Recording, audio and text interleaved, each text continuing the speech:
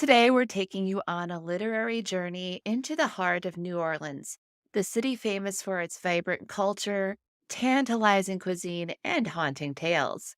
Our guest is none other than Ryan Winter, an exceptional talent in the realm of queer horror. Ryan's work masterfully captures the intersection of horror and sexuality, transforming fear into a powerful exploration of identity and desire. His tales, inspired by the rich and diverse culture of New Orleans, are not only about scares, they delve into the complexities of the human experience, the fears we hide, the desires we nurture, and the secrets we keep. Today, we'll be unpacking his inspirations, discussing his unique writing style, and learning about his journey as a writer in the queer horror genre. You're about to step into a world where horror meets sex, diversity, and the unmistakable flavor of New Orleans. It's time to grab your favorite beverage, sit in your favorite chair, and get ready for this week's episode of Spiritual AF Sundays. Haunting Tales, delving into queer horror with a New Orleans twist with guest Ryan Winter. You're listening to Spiritual AF Sundays, created and hosted by The Mystic Geek. If you're looking to explore intriguing questions about the meaning of life and our place in the universe, then you're in the right spot. We dive into topics often discussed as sound bites on social media and take a deeper look. Whether it's woo topics like astrology and mysticism, or seemingly mundane matters like technology and politics, we cover it all. We explore our own thoughts and beliefs, talk to experts, and uncover hidden meanings. These fascinating areas of exploration can help us question ourselves and better understand our world. Ready to grow and explore in your spiritual journey? We're glad you can join us. It's time to start your week off by being spiritual AF.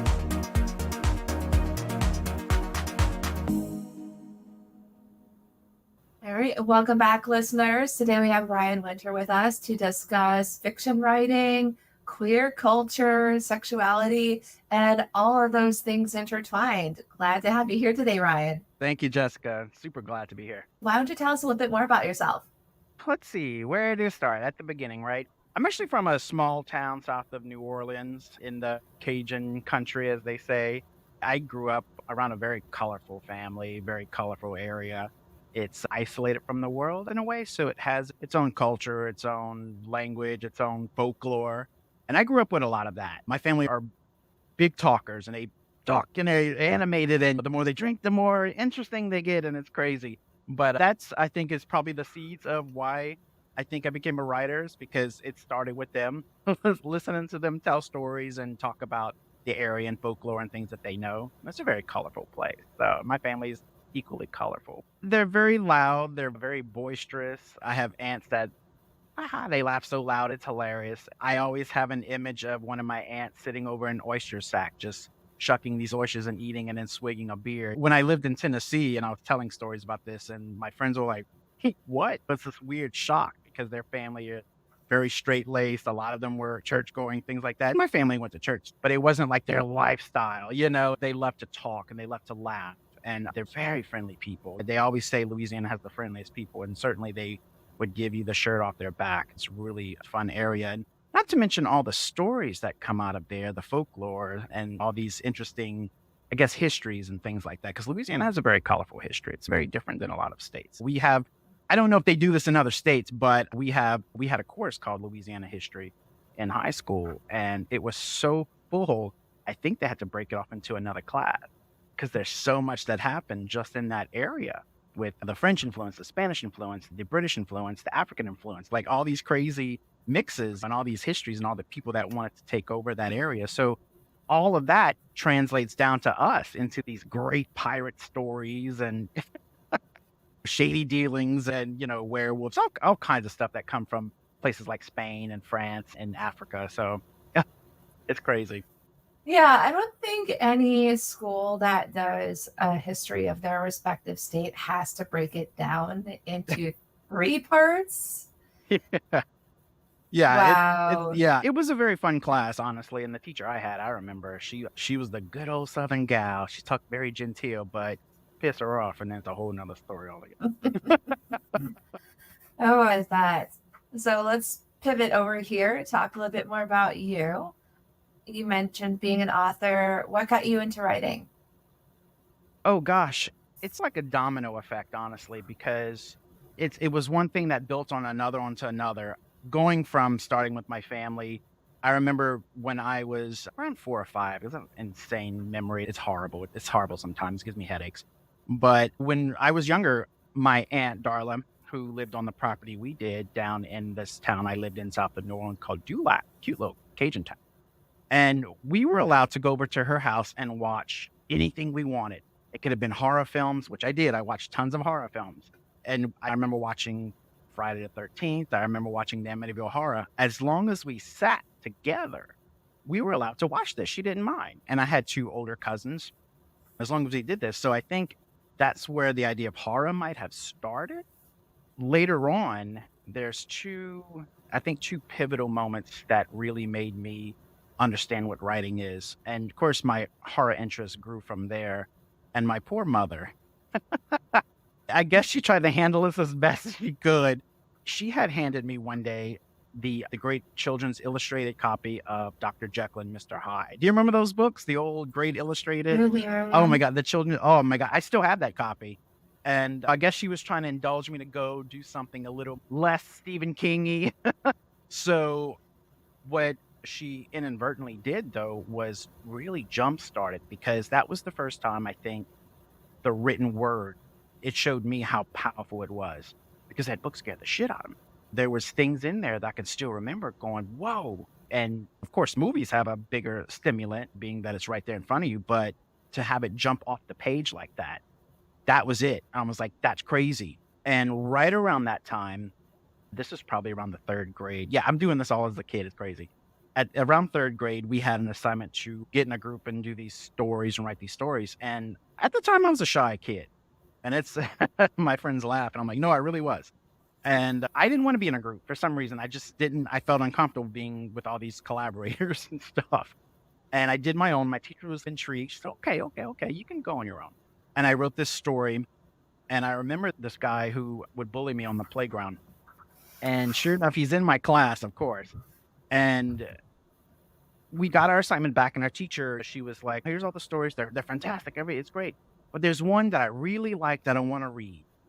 And I don't know why, I just felt like her. And she said, "Ryan, little Ryan has written a story." I'm like, and I'm sinking down in my seat, and all I can think is the bully, like, watching the back of my head. I'm like, "Oh, I'm gonna get torn up." And she read the story, and at the end, the whole class clapped. And I was like, "Oh." And I think that was another moment where I figured, "Wow, I wrote something and it moved somebody." And later on the playground, sure enough, I'm in my, "Oh, I'm so excited." Here comes the bully, and I see him coming dart right for me. I'm like, "Oh god, here it comes." And he just walked up to me and he just whispered, he goes, "Loved your story, dude." And that was it. And he never messed with Whoa. me again. Yeah, it was crazy. So he was my friend from then on, and so ever since then, I was, known as the writer. "Oh, don't mess with him, he's the writer." And that lasted until high school. So that was kinda like, I think, the 2 pivotal moments that made me want to write. And then from there, like I said, it dominoed, because after that, I was reading a lot. And then I discovered a lot of horror writers. And again, there was another moment, I think, what really pushed it all the way. I wanted my first adult horror novel. And my mother, of course, was like, "Oh, no, no, no, you can't." And of course, what book did I want? Pet Cemetery by Stephen King. And that was, "Oh, no, no, no, no, no." So this was around my 11th birthday, and I was turning 12. And I said, "Look, I want this more than anything in the world. Come on, man. This is gonna make me big." And my mom was like, "No, no, no." So my Aunt Justine, called Aunt Just was gonna take me out that night to my birthday dinner and all that. And she says, "Well, you know what? If Aunt Just will let you have it, then I guess you could." I think she felt because she was more straight laced, because with Aunt Just, no is no. And sure enough, we went to dinner. She took me to the mall in town right after, and I went straight for B. Dalton Booksellers, and I'm aging myself here. If you remember the little B. Dalton book. Oh my god. I remember those in the mall. Yeah, we have both aged It's ourselves. great. I know. Then it was the other one was Walden Books, but I loved B. Dalton. For some reason, they tend to carry Yeah. it. I don't know why. But sure enough, I went straight for that section. I knew exactly where King was. And I went there, and she's following me around the store, and I remember I pointed, I said, "That's what I want." And she looked at me and she said, "Really?" I said, "Oh, yeah, Injustice, exactly." And she said, "Okay, get it." That was it. Yeah. I Victory! was like, finally, I brought it home, and I could see my mom going, "I had to." And then from then on, the idea of just writing, it just I'm reading now the adult stuff, and it's like, "This is what I wanna do," you know? And, of course, that book too, it scared the shit out of me. But I loved it. That's what I wanted. And then from there, it went from Stephen King to Anne Rice to Clive Barker, so that's how that worked. Got it. So taking in a lot of different stuff from various authors there. As time went on, how did you see your own writing evolve? Oh gosh. In the beginning, a lot of writers tend to copy our idols, and try to mimic what they do. And certainly I did that with King and Rice and all that. But after a while, the more you read, the more you say, oh, I'd rather say this different. Oh, no, I would say this different. And then it starts to evolve itself. After high school, I moved into the city. I moved into New Orleans, which was only 45 minutes away. And once I got there, I think that's when my writing really exploded. And I found, I think, what would be my voice because that place is so colorful. I mean, I don't even have to say it. If you know anything about New Orleans, I mean, it's an exciting place. And it's not that I met many writers per se. I met a lot of readers.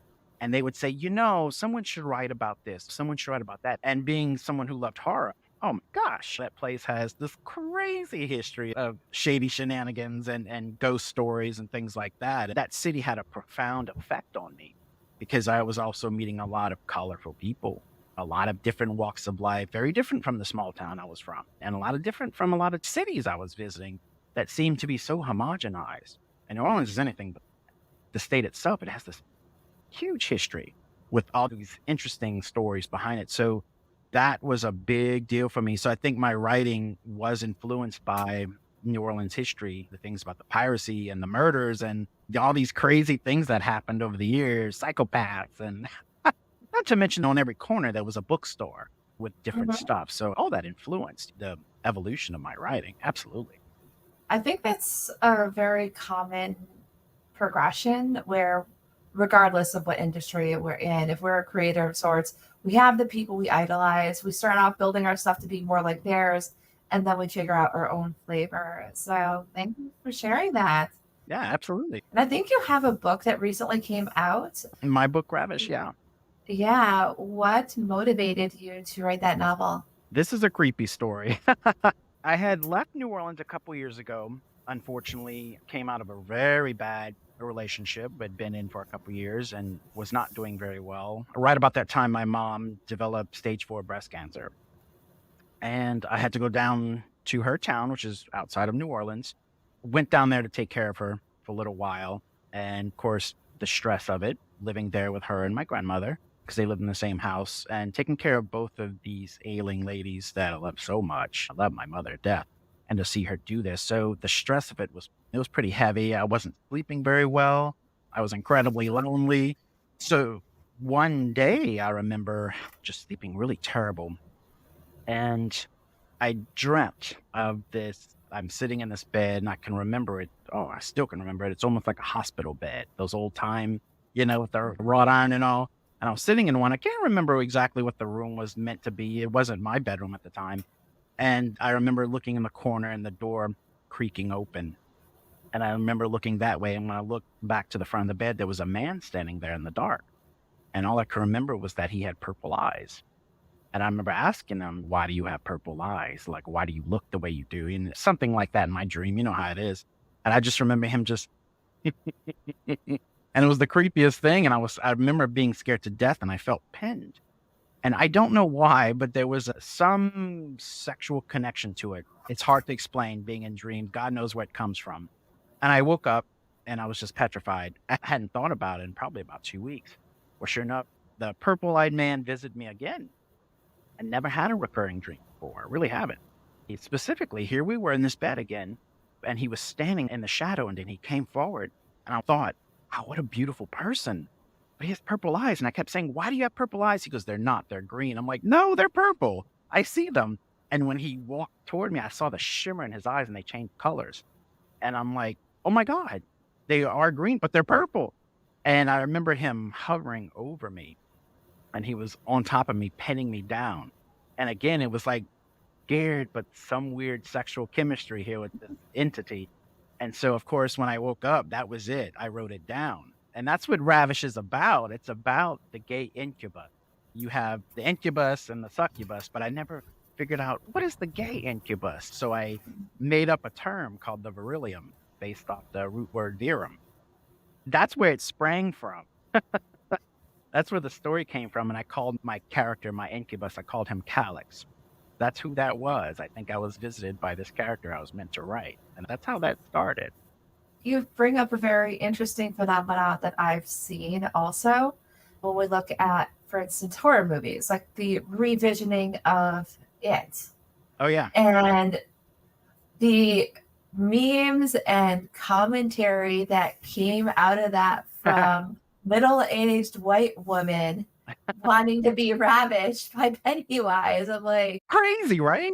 yeah, it's crazy. It's like the because survival and sexuality are both like on that base Right. level when it comes to spirituality that sometimes fear being turned on by fear is a thing. It's like you Oh, don't yeah. realize it until you see it because but it's because that very primal element. It's fascinating to see that in culture and it's amazing to see that actually in a book. I remember when a couple years after the movie Hellraiser came out in the '80s, I remember a couple of like adult women telling like, "Oh, I would have that Pinhead's baby." I'm like,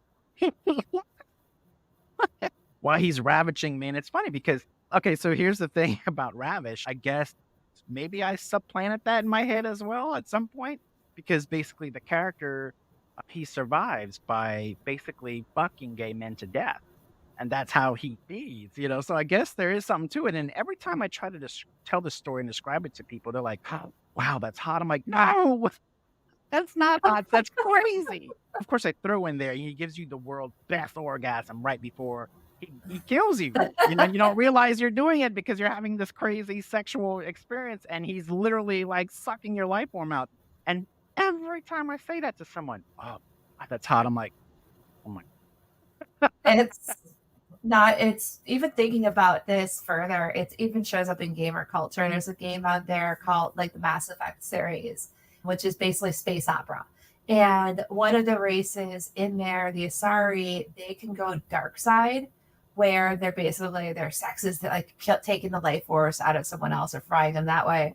And you can actually have it where your character seduces. Oh, they're called the Ardat Yashi. You can have like an Ardat Yashi in your party. I'm not going to spoil how to do it. People can Google it, but you can flirt with them and trying to do it. And it's okay. You kill your character through sex in the game. It's a game over. I'm like, oh, dang.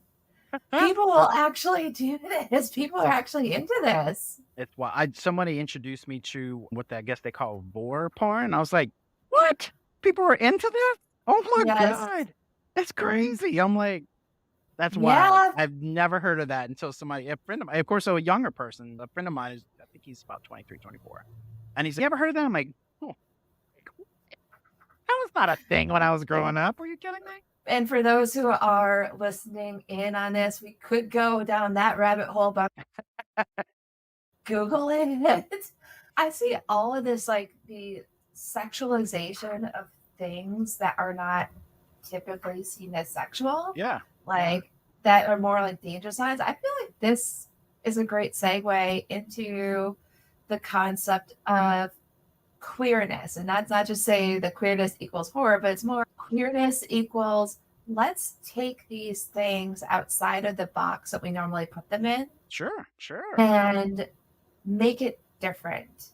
Whether that different is funny, creepy, what have you, but it's basically saying, we're just going to throw the norms out the window.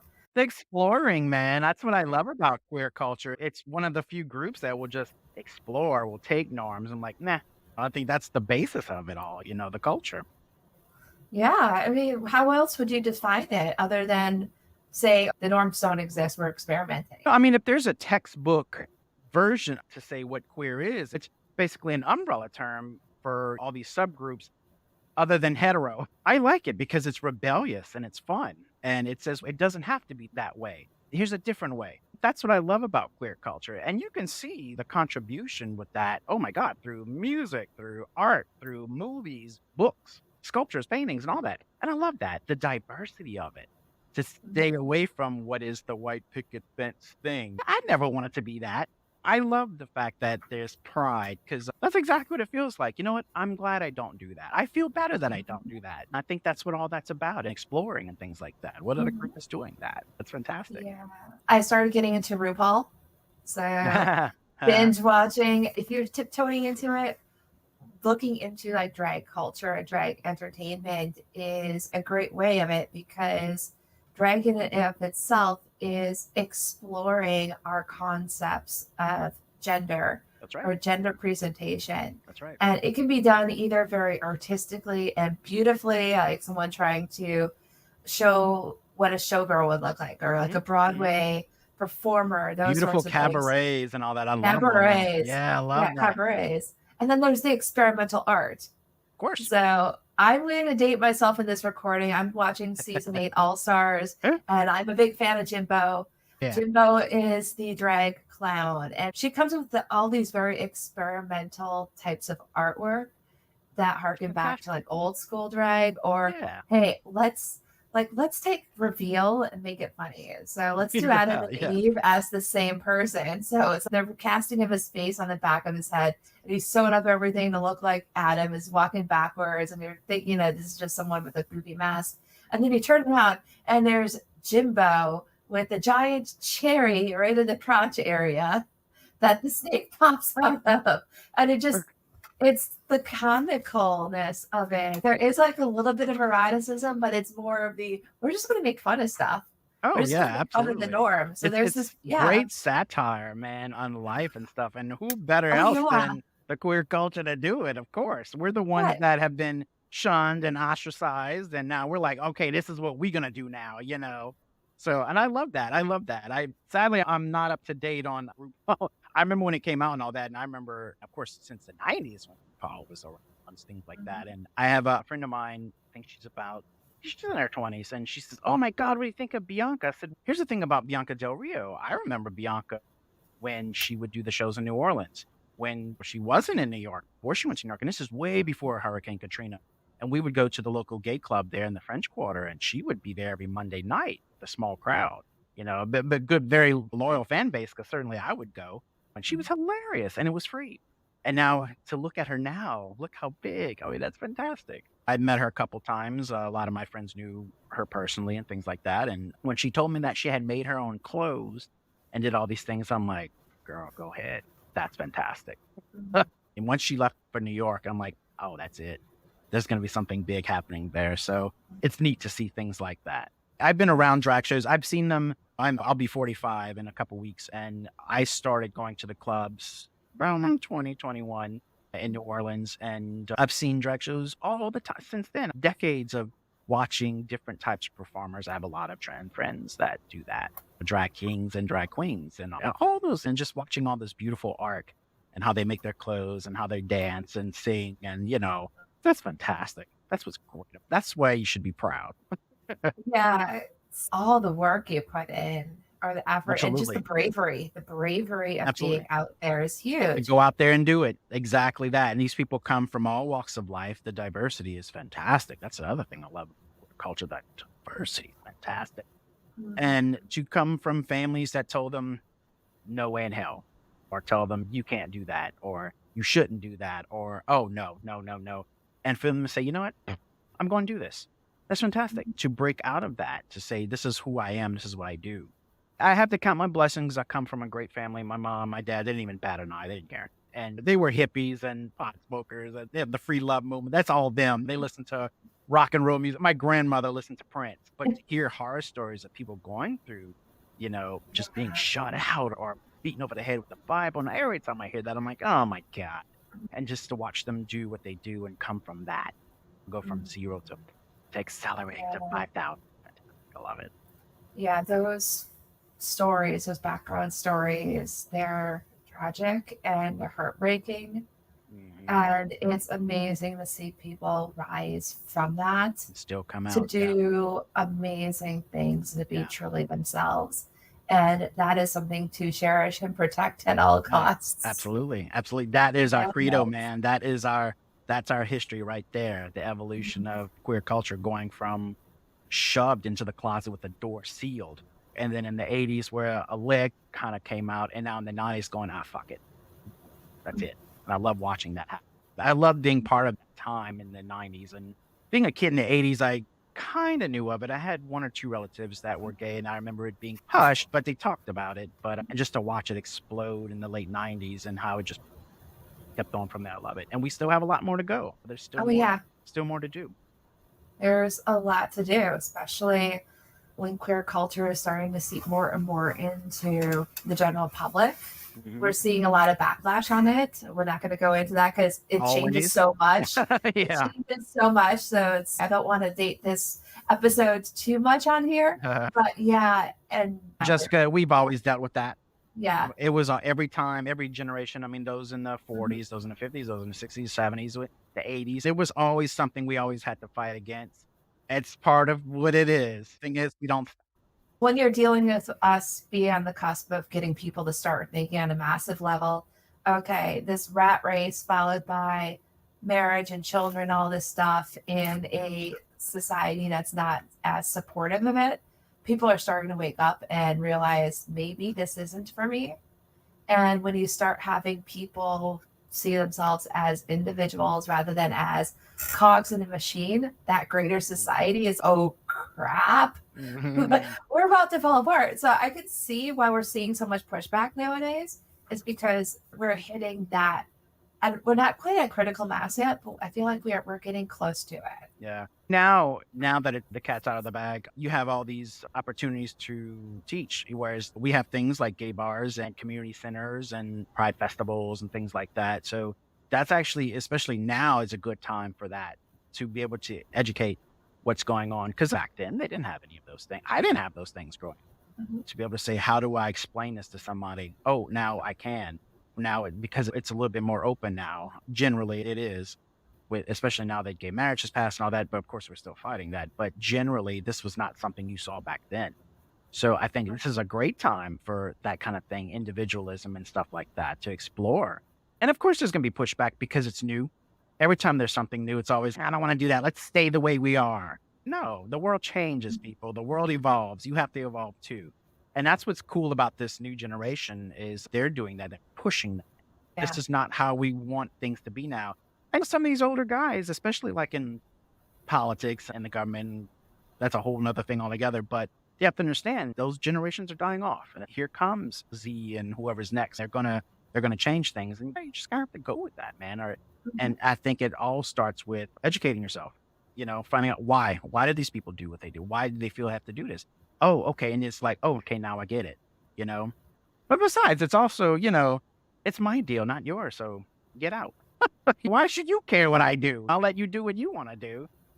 Yeah, I like that element of queer cultures. I do my thing, you do your thing. It may be different, but as long as no one's hurting anyone and as long as we're all consenting, it's That's cool. how it's always been. That's how it started from the beginning. That was the point of it all. I have a friend of mine, he's an older gentleman.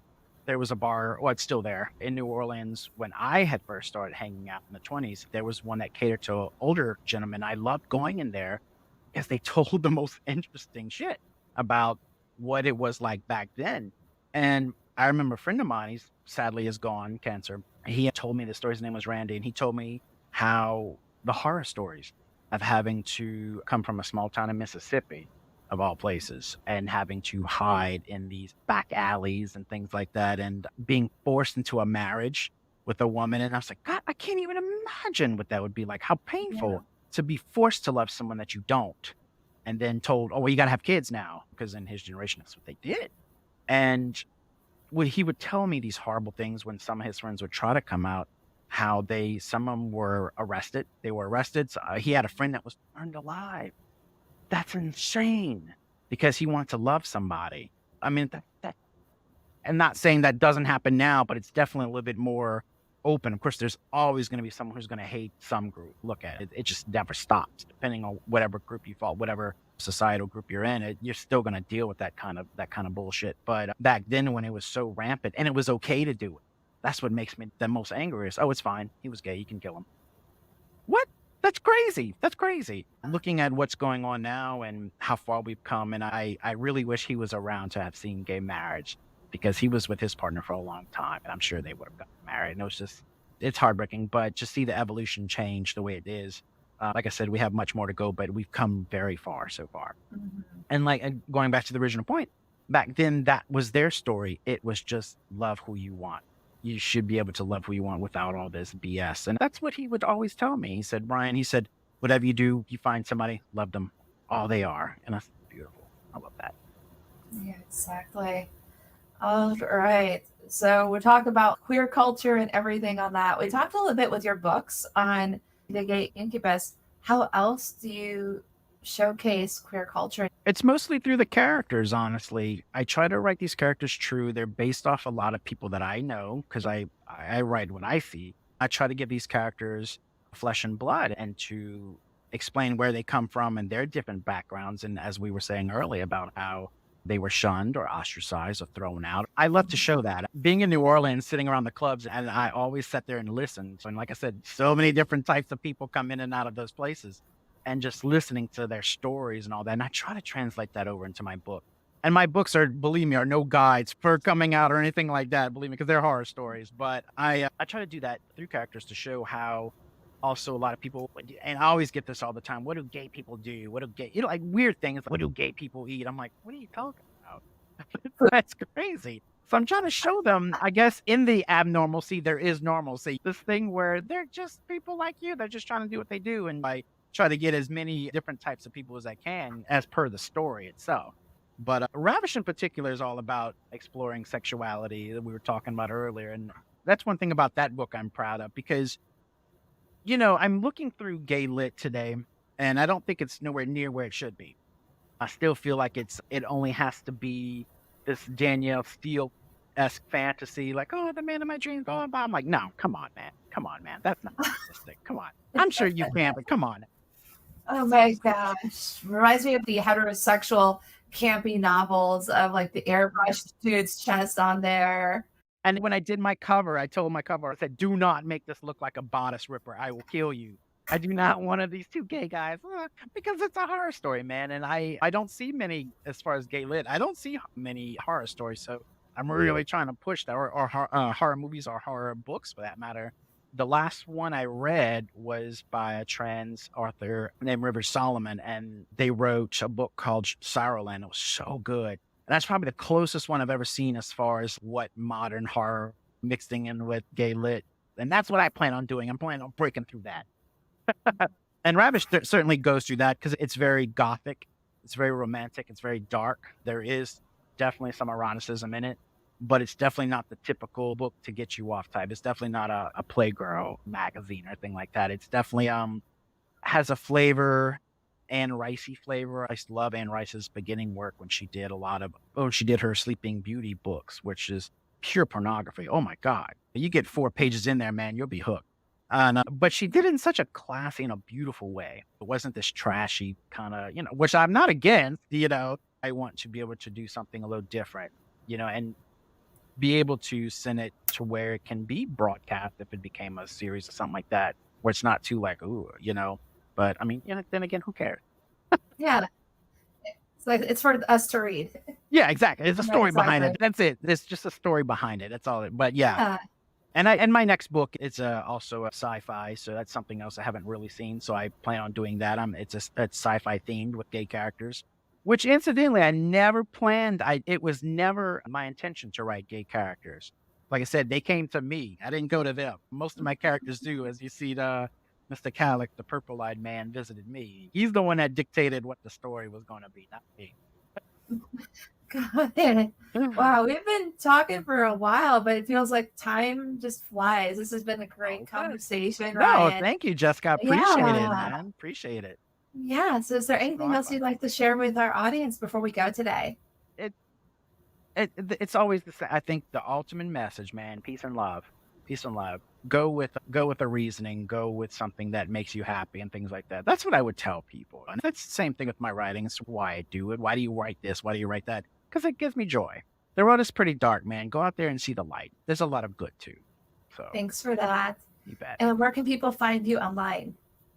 Sadly, I don't have a website because I prefer to talk to me, it's not as personable. If you go to Ryan Winter fan page on Facebook, that's probably the main one because I tend to interact more with it. Eventually, we'll probably get a website, but I like this one because it's so user friendly and people can message me so much easier for me to see it. That would probably be the ultimate. The books, my both of my novels, Wake the Devil, which is about the Axeman murders of 1918 New Orleans, true story, and Ravish. They're both on Amazon right now, so I definitely have an Amazon authors page. You can definitely find them there too. All right, perfect. Thank you so much for being here. You bet. Thank you, Jessica. That was a fun and insightful conversation. I think Ryan and I could have kept going and turned this into an hour-long episode. As you could tell, we went all over the place. It was so much fun. Let's pivot to what's coming up over the next few weeks. So, next Sunday on September 3rd, we are bringing on guest Gabby Morales to talk about healing journeys and different things that she's learned through her own experiences. The following week, on September 10th, we're going to bring on Lucy Birdhope to talk about mind, body, and spirit alignment. With that, we're going to wrap up this week's episode of Spiritual AF Sundays. And remember, it's okay to love who you love or be into whatever you're into with other consenting adults. Diversity is one of the amazing aspects of human experience. And if you're starting to venture into creative avenues of expression, it's okay to emulate others to a point in the beginning. But awesomeness begins when you start to find your own unique voice and style.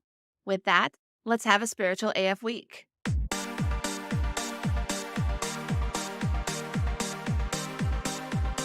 Thank you for joining us for Spiritual AF Sundays. This show is hosted by the Mystic Geek, that's me. Got comments or questions from today's episode? You can either email me at jess@themysticgeek.com or send me a voice message at speakpipe.com/themysticgeek. Don't worry, I'll put the link in the show notes. Help others start off their week with a Spiritual AF Sunday by sharing this episode with them. Also, 5-star reviews on Apple Podcasts help spiritual seekers find our show. So do the thing.